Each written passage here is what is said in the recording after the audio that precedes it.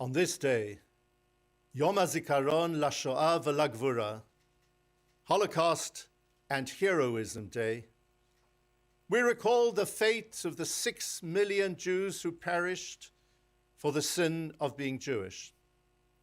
And we also recall the extraordinary heroism of so many men, women, and children who, against the odds, at a time of hell on earth, were determined to do what they could with incredible bravery. We recall how they risked their lives in order to help others, to come to their aid. Some risked their lives to save the lives of others. Some risked their lives by raising arms in order to fight against their oppressors. Some risked their lives in order to preserve their tradition, their religion, to keep Shabbat and festivals, to secretly pray to God.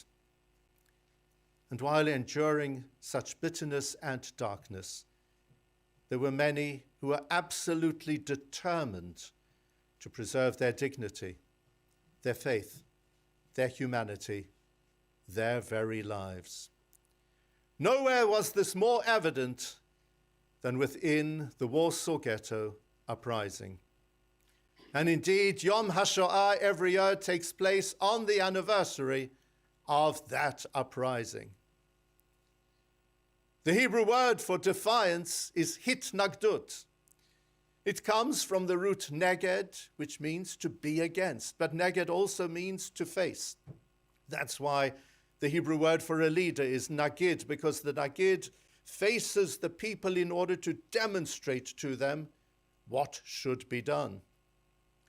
The nagid does not say, do as I say, but rather do as I do. And that is why at the Seder of Pesach, which we have just celebrated, the major portion of the event is called Magid, through which the Nagid, the leader, demonstrates to those around the table how to preserve our faith. Those within the Warsaw Ghetto uprising were Nigidim. They were leaders, not just for their time, but for all time. They demonstrated to us what true heroism is. There are two types of gevura, heroism. One is silent, the other is active. You see, in the Ethics of the Fathers, the question is posed, Ezehu Gibor, who is a true hero? And the answer is, Hakovesh et Yitzro.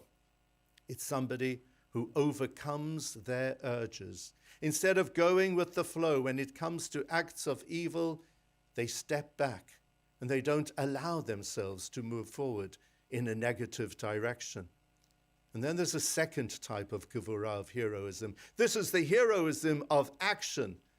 When one encounters that which is wrong, one doesn't turn the other cheek, but rather stands up to it with great might and strength.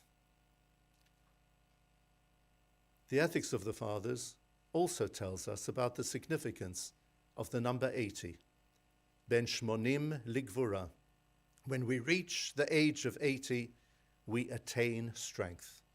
80 years have now passed since the Warsaw Ghetto uprising, and the time has come for the Jewish people to take on that mantle of strength, the strength of the heroism of the participants of the Warsaw Ghetto uprising.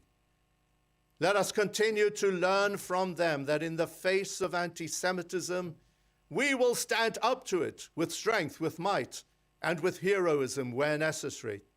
And also, when we witness the suffering of others, we will not stand idly by.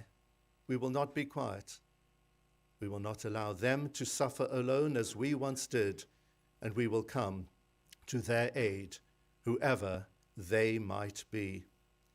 And so on this Holocaust and Heroism Day, on this Yom HaShoah, in the spirit of the inspiration of the leaders of the Warsaw Ghetto uprising, and through our actions, may we contribute to a better world of never again.